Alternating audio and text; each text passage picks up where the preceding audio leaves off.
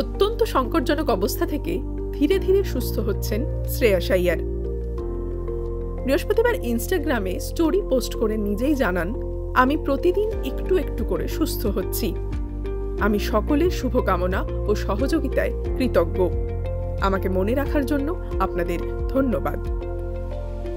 এখনো সিডনির হাসপাতালে বন্দী শ্রেয়াস।